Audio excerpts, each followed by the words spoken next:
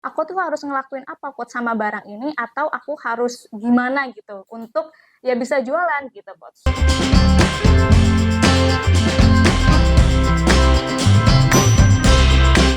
Halo teman-teman semuanya, balik lagi sama aku Vika di Curhat Sales. Nah, di Curhat Sales kali ini aku ingin membahas nih curhatan dari seorang sales nih.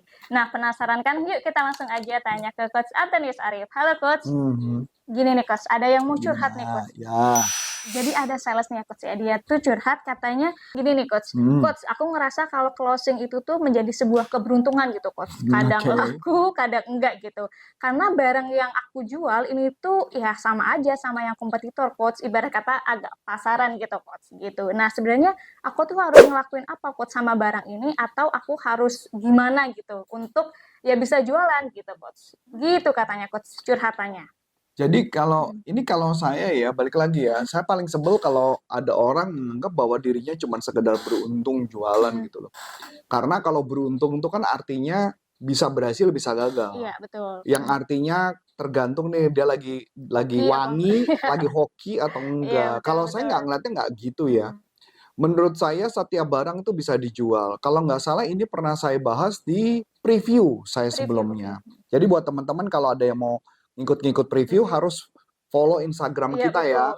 Follow Instagram karena Instagramnya Antonius Arif ya, ada informasi preview ya. Sayang ya kalau nggak ngikut ya. Apalagi free gitu ya. Free lagi acaranya ya. Kemarin aja sampai berapa ratus ya, 300 lebih ya. 380 ya. Nah kita lanjutkan. Jadi kayak gini saya cerita. Jadi ketika kita jualan tidak ada istilah hoki atau nggak hoki, nggak ada. Yang ada adalah pertanyaan pertama ketika jualan kita meyakini nggak bahwa kita bisa menjual produk itu. Meskipun produk itu pasaran. Betul. Jadi pertanyaan menarik kalau kemarin di preview saya ada cerita, kamu percaya nggak sama produknya? Kalau kamu nggak percaya sama produknya, kamu nggak akan bisa jual. Gimana mau jual gitu ya? Betul. Yang kedua, kamu percaya nggak sama perusahaannya? Kalau kamu nggak percaya perusahaan, juga nggak berhasil. Betul dong?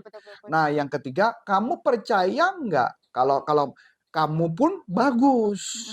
Kalau kitanya nggak percaya diri kita bagus, juga nggak berhasil. Nggak pede gitu ya? Nggak berhasil. Makanya jadi ada 3 hal yang harus kita ukur dari diri kita. Kita 3-3 itu bagus apa enggak? Kalau kita nggak bagus, berharap kita sukses, kayaknya lupakan. Udah pasti lupakan. Nah, jadi buat saya pribadi, yang pertama adalah minimal Anda mengakui dulu. Jadi gini ya, ini mental orang sales bagus ya. Sales bagus itu mempercayai kalau disuruh jualan sampah pun, tanda kutip sampah, barang sampah sekalipun pasti laku. Gitu ya Coach ya? Karena dia percaya dirinya yang jago. Karena memang saya percaya jualan itu pertama adalah dilihat dari orangnya dulu. Dia percaya nggak? Dianya percaya diri nggak dia jago? Kalau dia percaya dirinya jago, berarti tahap kedua, dia bisa nggak memasarkan produk itu?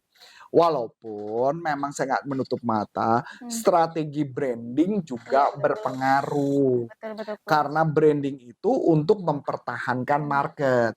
Contoh nih, kenapa corporate consulting sampai hari ini tetap masih melakukan branding? Karena branding itu kan adalah segala sesuatu yang dibangun, ketika dia sudah tinggi jangan sampai dia jatuh kan. Nah, sedangkan sales ketika berjualan kan enak nih. Ketika dia jualan, udah pernah nonton YouTube belum? Udah pernah ngeliat Instagram belum? Disupport sama brandingnya gitu Udah pernah ngeliat TikTok belum? Jadi ketika dia seperti itu, maka dia gampang banget tuh jualannya tuh. Jadi tinggal ngangkatnya proses gampang. Lah kalau orang nggak dikenal, ya sulit dong. Nah contoh lagi, kebetulan kayak tadi malam ya. Tadi malam, sebenarnya bukan tadi malam sih, 2-3 hari yang lalu, ada yang kontak saya. Ada salah satu perusahaan dari luar negeri kontak saya. Gimana tuh? Perusahaan itu ngajakin kerjasama sama saya. Ketika dia ngajakin kerjasama, dia bertanya beberapa hal kepada saya tentang latar belakang saya dengan experience saya. Saya tulis dong experience saya, latar belakang saya, semua saya tulis. Setelah saya tulis, dia tanya berapa ekspektasi saya ngajar per hari. Investasinya gitu Coach? Investasi, karena kan kerjasama ya. Kalau kerjasama berarti kan ada kerjasama. Saya nyebutin satu angka. Ketika dia nyebutin satu angka, dia nawar. Dia bilang, boleh nggak angkanya segini? Saya jawab, mohon maaf, nggak bisa. Saya paling bisa rendah harga segini, yang lebih itu nggak bisa. Kenapa? Karena gimana pun saya bilang saya sangat confident dengan pengalaman saya confident dengan pengalaman saya confident dengan kredensial saya. Betul. Nah, itu kan harga kalau ditanya. Kalau saya cuma sekedar hoki berarti apa? Ya saya aja nggak percaya sama produknya, kemampuan gitu ya, sama Coach, ya. kemampuan Iya, dia. betul. Nah, kalau Anda percaya kemampuan Anda jualan bagus, maka apa yang terjadi barang sejelek apapun, Anda bisa yakin ini Laku-laku aja laku, gitu ya, Coach, ya. Kalau misalkan nggak laku, pertanyaan yang sering saya tanyakan adalah, saya bukan bertanya kenapa barang ini nggak laku. Tapi kenapa kamu nggak bisa jualan? Bukan. Apa tuh, Coach? Bagaimana caranya? Saya selalu bertanya bagaimana, bukan kenapa. Bagaimana caranya supaya jualan barang itu dengan begitu mudahnya dan menyenangkannya. Gimana tuh, Coach? Ya itu mesti tanya. Kita tanya sama diri kita. Jadi setiap hari saya nggak pernah nanya gini, kenapa ya barang gua nggak laku? Tidak, saya nggak pernah nanya itu. Yang saya tanya adalah bagaimana caranya supaya barang yang saya jual itu laku dengan mudahnya, ya, dan menyenangkan. Nah, setiap saya tanya itu, pasti setiap hari kalau setiap hari saya tanya, maka otak saya bekerja. Ketika otak bekerja, akhirnya saya punya ide nih. Oh, mungkin mesti melakukan ini. Oh, mungkin melakukan itu. Intinya kayak gitu. Contoh lagi, contoh deh, paling sederhana. Oke, apa tuh, Coach? Kan belakangan ini kan saya memakai strategi yang beda di sosial media, betul nggak? Iya, betul. Tahu dong? Tahu. Ya, tapi kan saya nggak mau sharing nih apa ya, karena confidential nih. Iya. Tapi pertanyaan menarik, saya kira tahu dari mana? Riset gitu ya, Coach, ya? No. Atau pengalaman nih, Coach? Coba gitu. Karena saya penasaran tipenya. Ketika melihat ada sesuatu yang menarik, saya mencari tahu dan melihat bagaimana prosesnya. Contoh lagi, pada saat saya lagi selesai berdoa, gitu ya, selesai berdoa, saya berolahraga, saya cuma mikir, Tuhan, ini gimana caranya ya? Kasih tahu saya dong jawabannya. Dapat ide. Makanya kenapa tadi bikin lagi konsep lagi kan? Padahal kalau ditanya, harusnya yang dapat ide itu harusnya siapa? Bukan saya dong. Ya tim sales ya gitu. Harusnya Friska dong. Tapi kenapa mungkin dia nggak muncul ide? Karena mungkin bisa jadi karena dia tidak bertanya sama dirinya. Nah, kebanyakan bisa jadi karena mungkin dia lagi pusing. Kenapa ya yang gue pertanyaannya pasti kenapa? Kenapa ya yang gue lakukan nggak berhasil? Ketika kita bertanya kenapa, yang muncul adalah rasa bersalah, rasa tidak nyaman yang membuat kita makin downgrade. Sedangkan saya nanya, bagaimana caranya saya biar bisa laku? Saya kan gitu, makanya kenapa kalau kamu nanya gini, kenapa sih saya suka paling sering banget bertanya gini, tolong dong kasih tahu saya, laporin angkanya berapa. Karena saya cuma mau tahu ini trackingnya sudah sejauh apa, supaya otak saya bisa berpikir berikutnya. Kenapa? Kan fungsinya otak gimana? Friska, Vika. Nah, ini namanya sama nih, Friska, Vika. Karena fungsi otak kan adalah berikan sebuah informasi kepada otak yang terbaru, maka otak bisa jadi kayak distimulasi untuk berpikir next-nya mau ngapain. Dipancing dulu gitu ya? Dipancing. Orang saya begitu dapat ide, iya, kenapa gue nggak ngelakuin ini ya? Ada ting gitu ya? Dapat ting gitu kan. Padahal kan itu kan cuma hal yang sama. Tinggal diulang.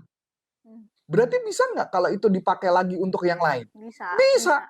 Cuman, tapi kan itu pola kan? Iya, betul. Yang jadi masalah kan bukan polanya, tapi dapat idenya. Nah, itu yang jadi masalah. Proses buat dapetin betul. Itu ya, Coach, ya? Sedangkan kita baru dianggap jago. Kalau ditanya, oh mungkin karena Pak Arif, Pak Coach Arif udah jago kali. Enggak gitu, enggak. Karena kalau ditanya, emang saya pernah ngelakuin itu? Tidak pernah sebelumnya. Mana pernah aku ngelakuin itu? Tahu nggak? Abis ini apa? Saya punya ide lagi. Ada lagi. Jadi lagi berarti makanya tugas di kepala saya adalah bertanya berulang-ulang, bukan tanya kenapa gue gagal, tapi tanya bagaimana caranya. Karena memang otak tuh diciptakan Tuhan selama kalau kita bertanya bagaimana, otak kita memberikan jawaban. Dan berkembang terus gitu. Berkembang. Jadi kita nggak nyalain diri. Sekarang bertanya, apakah kamu, Friska, atau siapapun orang yang nonton video ini, apakah mereka lebih tidak pintar dibanding saya? Tidak. Saya berani jamin yang nonton ini jauh lebih pintar daripada saya. Tetapi yang membuat saya banyak berhasil karena saya menanyakan pertanyaan yang tepat kepada otak saya. Hmm. Menanyakan pertanyaan yang tepat kepada Tuhan, supaya saya dapat inspirasi apa yang harus saya lakukan. Lah kalau kita nggak nanya, terus yang jawab siapa? Stuck di pikiran kita. Nggak ya, nanya Coach, nih, ya? nggak Iya. nanya. Cuma nanya, kenapa? Kenapa? Iya. Apa yang terjadi kalau nanya kenapa-napa terus? Nggak akan merubah nasib juga Tidak gitu, akan Coach, ya? merubah Iya, nasib. betul, Coach. Masuk akal? Masuk Jadi akal, Coach. tugas saya adalah coba pikirkan bagaimana. Saya sudah lama stop untuk bertanya kenapa. Oke. Saya sudah stop Diganti gitu ya, Coach, langsung bagaimana. tanya bagaimana. Makanya bukan si Antonius Arif. Bahkan ya kalau saya bilangnya padanya. Saya dengan istri saya, Oke. ya, Bu Ana. Bu Ana itu jauh lebih pintar daripada saya loh. Hmm. Bu Ana belajar 1 kali, dia Langsung bisa ingat dapat gitu. nilai lebih bagus dibanding saya yang belajarnya serius. Berkali-kali. Yang berkali-kali. Dan serius. Hmm. Dan serius belajarnya. Artinya, Bu Ana lebih pintar daripada saya dong. Cerdas sih berarti, Coach. Nah, pertanyaannya, kenapa? Ya, pertanyaan berikutnya. Iya. Ketika menghadapi sebuah situasi, kenapa saya lebih tenang dibandingkan Bu Ana? Jawabannya cuma satu. Apa tuh, Coach? Karena saya merasa tidak pintar. Ini omongan Jack Canfield dan ini nanam di saya. Orang yang tidak pintar, orang yang ngerasa dirinya nggak pintar, dia akan berusaha belajar lebih keras Berkali-kali. dibandingkan orang lain. Betul. Sedangkan orang yang pintar, dia ngerasa, enggak, gue udah pintar. Gue udah cukup. Berarti Bu Ana merasa dirinya pintar Bisa gitu, jadi, Coach, ya? Oke, bisa oke, jadi. oke. Ya memang bukan merasa pintar, memang Emang Bu Ana pintar, pintar. benar-benar cerdas. Tapi ketika saya ngerasa diri saya nggak pintar, saya bekerja lebih keras. Betul. Saya sampai ngomong sama istri saya, cuma ngomong gini. Saya ngomong sederhana gini. Saya nggak butuh kamu menunjukkan angkamu lebih bagus dari saya. Tapi saya cuma butuh kamu mensupport saya. Caranya gimana?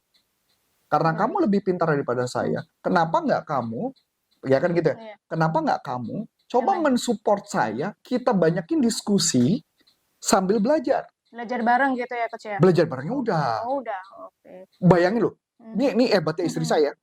Belajar bareng sambil kondisi tidur loh. Saya nggak bercanda loh. Belum kebayang nih, Coach, di aku nih, Coach. Mungkin Yuni yang pernah lihat ya, Mbak saya kita bisa ngeliat. Dia bisa sambil Merem sambil belajar gitu, Coach. merem atau main handphone, tapi nilai bagus. Oke. Sedangkan saya pegang handphone juga enggak. Tetap masuk tapi itu, Coach. Masuk, tapi kepintaran saya memang tidak sepintar hebatannya Bu Ana. Tapi pertanyaan yang menarik, kenapa tingkat keberhasilan dia jauh lebih tinggi? Ya tadi artinya, bukan saya, makanya dari awal ini Mas Sos yang menunjukin bahwa saya bukan orang yang pintar. Tapi kelebihan saya adalah saya orang yang jauh, karena tahu saya punya kelemahan itu, saya mengandalkan Tuhan untuk dapat ide-ide, dan saya mau bekerja keras untuk bertanya hal yang tepat.